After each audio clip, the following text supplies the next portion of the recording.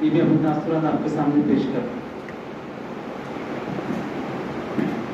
محمد بن صلی اللہ رسول کریم پونا میں جس وقت یہ حادثہ پیش آیا اور جو بے گناہ تھے اور جو ایتھیسٹ کے لوگ جو دھر پکڑ کر رہے تھے، وہ زمانے میں ہم نے جو ہے ان سے رابطہ قائم کیا اور بمبئی میں آنا جانا ہمارا رہا، اور یہاں کے پونا شہر کے جو مسلم تھے تو ان کے لیے جو کوشش کرنا تھی اس کے تحت میرا جانا آنا وہاں ہوتا تھا۔ تو ایسی شخصیت کہ جو جس کو یہ کہنا چاہیے کہ وہ ہر وقت اپنے آپ کو مستعد رکھتے تھے ان کاموں کے لیے کہ کوئی بے گناہ جو ہے اس کو سزا نہ ہو اور وہ جو ہے وہ رہا ہو جائے، ایسی کوشش وہ دل و جان سے کرتے تھے۔ تو جس وقت ہم پہنچتے تھے تو وہ بہت اچھی طرح سے ہم کو سمجھاتے تھے اور ہمارے ساتھ خیر مقدم کرتے ہوئے دلاسا دیتے تھے اور ہماری ڈھارس بناتے تھے۔ آپ جانتے ہیں کہ جب ایسا ماحول ہو جاتا ہے تو سب اپنے اپنے گھروں میں گھس جاتے ہیں، ساری تنظیمیں جو ہے اپنے اپنے دروازے بند کر دیتی ہے اور کوئی کسی سے ملتا نہیں ہے، رشتے دار رشتے ناتے سب ختم ہو جاتے ہیں۔ ایسے میں سہارا دینے والی اگر کوئی انجمن ہے، اگر کوئی جماعت ہے، تو میں مبارکباد دیتا ہوں جمعیت العلماء ہند کو کہ وہ اس ایسے وقت میں بالکل مستعدی کے ساتھ بالکل استحکام کے ساتھ کھڑی ہوتی ہے اور کام کرتی ہے۔ مولانا الحاج گلزار اعظمی صاحب کے 2 دور ہیں، بہت مختصر کہہ رہا ہوں میں، 2 دور گزرے ہیں جو میں نے محسوس کیا، جو میں نے آبزرو کیا اور جو میں نے دیکھا۔ ایک دور جو تھا وہ شاہد اعظمی کا دور تھا، جب ہم جاتے تھے تو شاہد اعظمی کو فوراً بلاتے تھے اور کہتے تھے کہ دیکھیے یہ پونا کے بچے ہیں اور یہ میٹنگ کرنا ہے، یہ کرنا ہے۔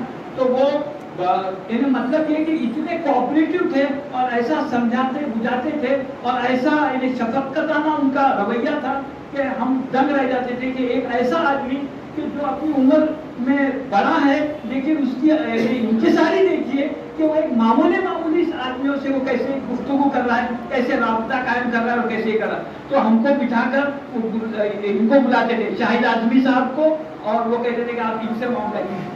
تو یہ دور جو تھا شاہد اعظمی کا دور اور گلزار اعظمی جو دونوں مل کر جو کام کرتے تھے وہ کبھی بلایا نہیں جا سکتا، اس کی تفصیلات بہت ہے، لیکن اس وقت موقع مطلب ٹائم کم ہے، لہٰذا میں یہ ایک دور وہ گزرا۔ اور اس کے بعد جو ہے جب ان کو ظاہر ہے کہ شاہد اعظمی صاحب کی شہادت ہو گئی تو پھر اس کے بعد جو ہے پھر وہ مستعدی سے کھڑے ہو گئے اور نئی ٹیم نئے بکلا کو لے کر وہ کام کرنے لگے۔ میں یہ بتانا چاہتا ہوں کہ لوگ جو ہے اپنی پیرانہ سالی میں جو ہے بہت یہ ہو جاتے ہیں، یوں کہنا چاہیے کہ آہستہ آہستہ کاموں کو وہ مائنس کرتے چلے جاتے ہیں۔ یہ ظاہر ہے کہ آدمی کی قوت بھی جواب دیتی ہے اور آدمی کا ویسا کرنا بھی چاہیے، لیکن ان کی حالت ایسی تھی کہ یہ الٹے تھے۔ یہ جیسا جیسا وقت یہ ہو رہا تھا یہ اور زیادہ مستعد ہوتے تھے، اور زیادہ کاموں کا بیڑا اٹھاتے تھے، اور زیادہ لوگوں کو جو ہے اس میں مدد کرتے تھے۔ اللہ تعالیٰ سے دعا ہے کہ وہ ان کو کروٹ جنت نصیب کرے اور فردوس میں جنت الفردوس میں ان کو جگہ عطا فرمائے، آمین ثم آمین۔ یہاں آگے تشریف لائے، آپ کو بھی تاثرات پیش کرنے ہیں۔ اسی طریقے سے ہمارے بیچ وہ نوجوان بھی موجود ہے جو بے گناہ سلاخوں کے پیچھے رہے اور گلزار اعظمی صاحب کی خدمات حاصل کی اور آج ہمارے درمیان تشریف رکھتے ہیں، لیکن وہ لوگ بات کرنے سے منع کر رہے ہیں۔ اس میں ہمارے فاروق تارکر صاحب ہے، یاسیر بھائی ہے، ایسے جو لوگ ہیں یہ نوجوان وقت کے تقاضے کو دیکھتے ہوئے منع کر رہے ہیں۔ ان کے جو ذمہ دار احباب ہیں انہوں نے یہاں پر ابھی بات رکھی تھی۔ اب میں پروگرام کو آگے بڑھاتے ہوئے قاری النکاح قاضی مفتی عبدالواجد نقوی سے درخواست کرتا ہوں کہ وہ اپنے اس موقع پر تاثرات پیش کریں۔ الحمدللہ الذی وحدہ والصلاة والسلام علی من لا نبی بعدہ۔ اسٹیج پہ جمع تمام علماء کرام، عمائدین شہر، ہم ایک بہت حساس اور بہت ہی سنجیدہ موضوع پر جمع ہیں۔ ہم اس شخصیت کی خوبیاں اور اس کی برتری اور اس کی خصوصیات بیان کرنے جمع ہے جس نے اپنی پوری زندگی مظلوموں کو انصاف دلانے کے لیے اور ظالموں کو کیفر کردار تک پہنچانے کے لیے اپنی زندگی لگا دی. میں اپنی ذاتی رائے 2 منٹ میں ہی رکھنے والا ہوں. گلزار اعظمی صاحب سے میری ملاقات کوئی مشافہ تو نہیں ہوئی، کیونکہ ایک قاری ایسا بھی ہونا چاہیے خطیب جس کی ملاقات نہیں ہوئی لیکن وہ ان کے بارے میں سب چیزیں جانتا ہوں.